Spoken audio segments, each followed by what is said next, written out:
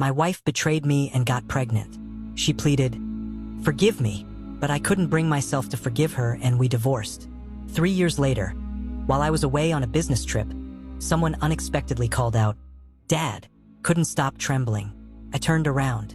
It was a day everything shattered. I used to think betrayal was like a sharp blade, quick, sudden, and over in an instant, but I learned it's not like that. Betrayal is a slow decay, a quiet poison that seeps in and erodes everything from the inside out. My name is Daniel Brooks. I'm 40, a senior operations consultant, structured and loyal. Not much of a talker unless you knew me well. I married Emma when I was 30. We met through mutual friends and bonded over road trips and late-night coffee talks. She had this magnetic energy, a blend of warmth and an edge, a woman worth fighting for, and I did fight for her. We struggled early on with money and her panic attacks after her mother passed. We endured miscarriage in our 4th year of marriage that almost broke us, but we rebuilt, or so I thought. Then, just before our 10th anniversary, things started to change. Emma had started working again, part-time at a creative agency downtown. She told me she needed to feel like herself again. I supported her completely. Bought her new clothes for her first day, took her out for dinner the night before, and told her how proud I was. But the changes were slow. Her shifts at work started to drag on, longer hours, more team outings. Her unlocked phone became a passcode-locked one. She laughed less around me, sighed more. I told myself marriage has phases. She'll adjust and she'll come back to me. Instead, she brought someone else home. I found out in the worst possible way. Not through snooping, not through confrontation, but through a voicemail she never meant to leave. She called me one night while I was working late and didn't realize the line had connected. "God, I feel so guilty after. Do you think he'd forgive me if he knew about the baby?" Then a man's voice, calm and cold. "He doesn't need to know. He'll just slow you down." I didn't say a word that night. I just went home, quiet, robotic. She was asleep when I got in.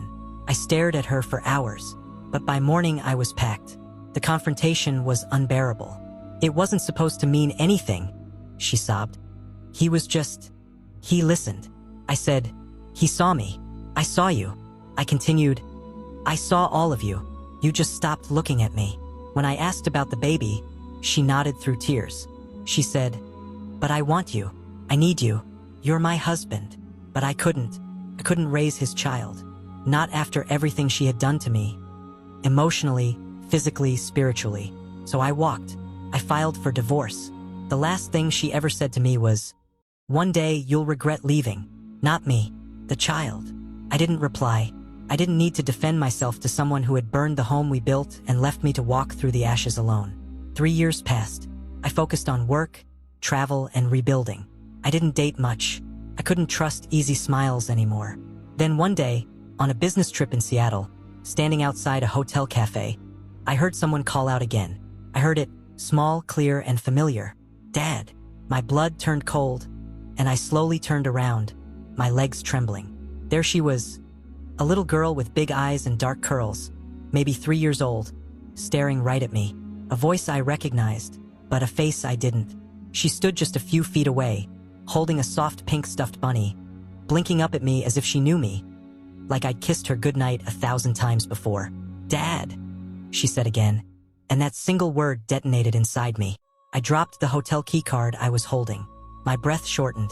I crouched instinctively, uncertain whether to respond, to deny it, or just freeze. My voice barely held together. "Hey there, what's your name?" She tilted her head. "Mommy says not to tell strangers." Smart kid, I thought to myself. And then I heard it, the voice I hadn't heard in 3 years. "Abby, there you are." I turned, and there she was, Emma. She froze the moment our eyes met. It was like the universe held its breath. Her expression shifted from casual to pale, then to sheer shock. "Daniel," she said. "Emma." She stepped closer, placing a hand on Abby's shoulder. "This is a surprise, isn't it?" I said it flatly. "Is it?" Her hand trembled just enough for me to notice. Abby, this girl, now a stranger to me, turned to her mother. "Mommy, is this Daddy?" Emma hesitated for a second too long. And in that moment, something inside me cracked. Something quiet. A fire starting to burn. "Why does she think I'm her father?" I asked sharply, trying to keep my voice down. "Let's talk somewhere else," Emma whispered. I nodded, my jaw tight. We moved to a quiet booth in a nearby cafe. Abby sat with a coloring book Emma pulled from her purse, a clear habit. Emma stared at me, and I couldn't tear my eyes away from the child who could have been mine. Or not. Is she? I started. She's not biologically yours, Emma said quickly, her eyes full of guilt. She's his, but she doesn't know. I leaned back, my breath uneven. You let her believe I was her dad. I never intended for her to think that, Emma said quickly. She saw our wedding photo one day and asked about it. I didn't correct her. I shook my head. You didn't correct her? Or you wanted her to believe it? She didn't answer. We both knew the truth, the twisting knife of it all. Why are you even here? I asked. We moved. I took a position with a nonprofit here last year. So you moved to Seattle, my most frequent client city, and never thought we'd cross paths? I didn't expect to, she murmured. I didn't plan this. But you didn't leave the state, or change your name, or stop her from calling a stranger dad. She looked down, and that's when she whispered, I lied. She's not just his child. My stomach dropped. What do you mean?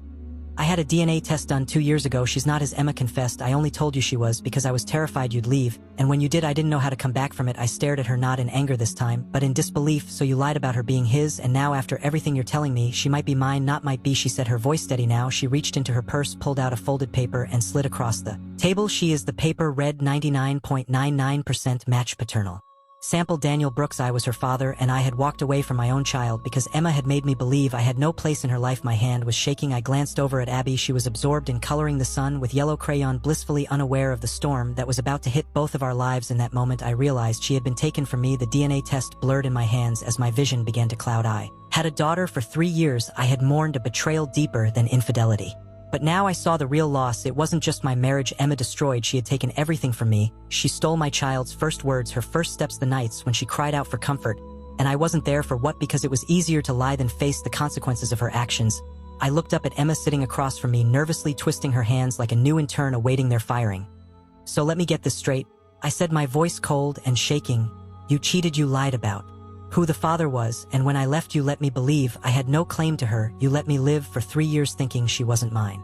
She opened her mouth to respond, but I cut her off. You took my fatherhood away from me. Her eyes welled with tears, but I didn't care for once. Regret wasn't enough. Tears didn't fix the hole she had left. The rage simmered beneath the surface, burning through me. The next few days I barely slept. I went back to my hotel room, sat in the dark, and stared at the DNA test like it was written in a language only betrayal could understand. Abby, my daughter, my flesh and blood, was a stranger to me, while another man, the man Emma had been with, had lived in the role of her father. Maybe he still thought he was. I couldn't let that go. I wouldn't. The next morning I called my lawyer. I want full custody, I said, skipping the pleasantries, or at the very least shared custody, but I want it legally binding. I want rights, and I want back everything she took from me. There was a pause. This is complicated, but not impossible. You've got the DNA test, and the original separation agreement was based on false information that could be considered paternity fraud. The words hit me like a punch to the gut. Paternity fraud. Build me the case quietly, I said. I don't want to fight in court. I want to win before it even gets there. A few days later Emma reached out asking to meet again. I agreed, but on my terms, a quiet park near the waterfront, public neutral ground with enough space for emotions to stay in check. She arrived with Abby, who ran ahead, her arms stretched out toward the ducks by the water. Emma stood next to me, hesitant, her posture small. She's asking questions, Emma said quietly, about me. I asked. Yes, she replied. Good, I said. I'll start answering them myself soon enough. Emma looked at me with concern. You're angry. I turned to face her fully. Anger doesn't even cover it, but I'm also clear. You don't take a man's child and expect mercy. Emma swallowed hard. I don't know how to fix it, you don't, I said, but I will. Over the next month I began rebuilding something with Abby. Emma agreed to supervise visits, trips to the library, playground, meetups, ice cream sundaes. Abby took to me as if I had always been there. She loved puzzles, laughed with her whole chest, and asked endless questions. One afternoon, as we walked out of the park with my hand in hers, she said something that nearly knocked me to my knees. I like being with you, Dad. I wish you came earlier. She had no idea what those words meant, but I did, and in that moment everything Emma had taken from me became crystal clear. The plan was set into motion. I filed the motion. 2 weeks later, legal paternity acknowledgement, custody negotiations, and an amended divorce settlement citing fraud.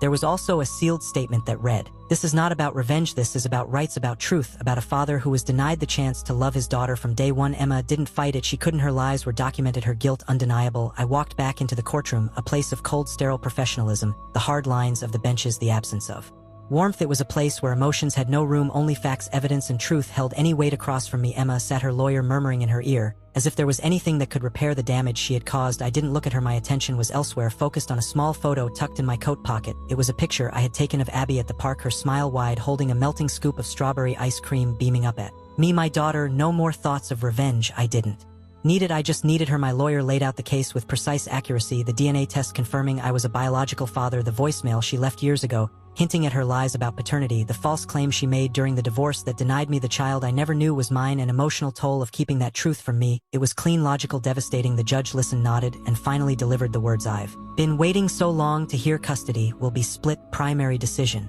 making rights are awarded to Mr. Brooks. The mother will be subject to supervised parenting time until further review. Emma didn't cry immediately, she just stared ahead, blinking, as if she hadn't truly believed I would follow through, believed I could win. But I didn't feel triumphant, I felt empty. This wasn't a battle I ever wanted to fight, it was a life I should have never had to fight for. After the ruling, I found Emma in the hallway. No speeches, no gloating, just the truth you could have told me from the start, I said quietly. She nodded, her eyes rimmed with red. I know I robbed you of watching your daughter grow up. Her voice cracked. You were the best thing I had, and I destroyed it. I met her gaze with calm clarity. Yeah, but here's the thing about destruction, it clears the space to build something better. I turned to leave, but just before I walked away, she whispered, "She'll know the truth someday." I stopped and glanced back. She already does. She sees it in my eyes. When I look at her, she feels it. 3 months later, Abby lives with me. Now her bedroom is filled with books, puzzles, and the softest blankets I could find. I'm still learning to braid her hair, poorly, but with love and effort. Every night before bed, she asks me to read the same story, The Little Engine That Could. She says it reminds her of me, and every night before I turn off the light, she hugs me and says, "I'm glad you're my dad."